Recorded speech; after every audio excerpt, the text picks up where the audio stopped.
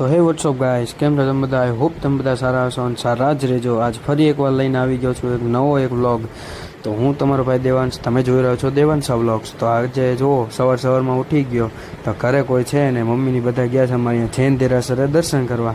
તો ઘરે તો એકલો છું ને હવે ભૂખ લાગી, હવે નાસ્તો બાસ્તો લઈને હવે ખાઈને પછી નાઈને ધોઈને આપણે જઈશું બહાર. તો ચલો હું નાઈને ધોઈને તમારી સાથે આગળ વાત કરું. હવે તો નહીં લીધું છે, જો શાંતિ. કેવો લાગુ ગાઈસ કોમેન્ટ કરજો. ને હવે આવી ગયા છે મમ્મીની. તો શું કરો મમ્મી કે મોબાઈલ જોઉં છું, પછી હું જઈશ રસોઈ કરવા.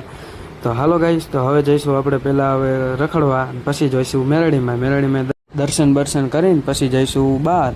તો હવે જો નીચે લિફ્ટમાં ઊભું અત્યારે, અને આવી રહ્યું આપણું એક્ટિવા. હવે આવે જો 7095.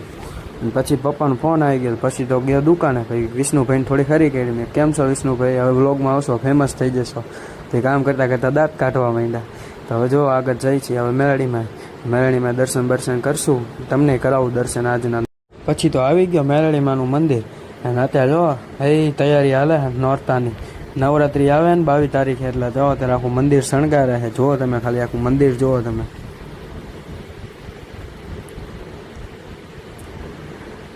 હાઈ ક્લાસ નવરાત્રિની ફૂલ તૈયારી હાલે છે અત્યારે નોરતાની. ગરબા આજી વખતે જોરદાર થવાના લાગે. જો આજ તો મેરડીમાં ફૂલ રાજી છે, એનું મંદિર આખું શણગારે. તમે કરી લો દર્શન. આ તમને એક ફાયદો થઈ છે, રોજ હું તમને મેરડીમાં દર્શન કરાવીશ. તમે રોજ દર્શન કરજો. આખું અમારું ધાંગધ્રાનું શમશાનવાળા મેરડીમાં. પછી તો આવી ગયો તો ઘરે પહોંચ્યો, હજી મંદિરે દર્શન કરતા પપ્પાનો પાછો ફોન આવ્યો, દુકાને આવ કે હાલ ફિટિંગમાં જવાનું છે. તો હું વિષ્ણુભાઈ નીકળ્યા. તો આપી દીધી 500ની નોટ કે જાઓ થમ્સઅપ લઈ આવો. તો હવે તો જઈ થમ્સઅપ લેવા, લઈ લીધી. જો થમ્સઅપ લઈને તો ભાઈ હું વિષ્ણુભાઈ નીકળી ગયા. તો ઘડીક ચાલુ નહોતું થતું, તા તો અહીંયા લપ થઈ ગયા થમ્સઅપ પીવા હતા. તો ઓલા કે હું પીવીશ. જો મારા પપ્પાની બધા બાઈક ગયા, ના હું નહીં પીવું. તો ઓલા કે હું પીવીશ, ના તમે પી લો. તો મેં કીધું લાવો મને આપી દો, કોઈ ન પીવી હોય તો. પછી તો વેફર ખાધી, નાસ્તો બાસ્તો કર્યો, અને પછી તો નીકળી ગયા થેલા બેલા ટીંગાડી હું વિષ્ણુભાઈ. તો વિષ્ણુભાઈ વાંય બાયણું પકડીને બેસી ગયા. જો વિષ્ણુભાઈ વાંય બાયણું પકડીને બેસી ગયા. પછી તો કહી દીધું એમને, મેં કહ્યું એ વિષ્ણુભાઈ પડી ન જતા હો, નકા મારે પડવા મોંઘા પડશે. એ બેઠા હતા એવી રીતના. બાયણાનો વજન આવે કારણ કે હવા ભરાય. પછી તો જો આવી ગયા ફિટિંગ કરવા. બાયણું ફિટ કર્યું. અને તમારે કોઈને કરાવવું હોય તો કોમેન્ટમાં એડ્રેસ આપી દઈશ.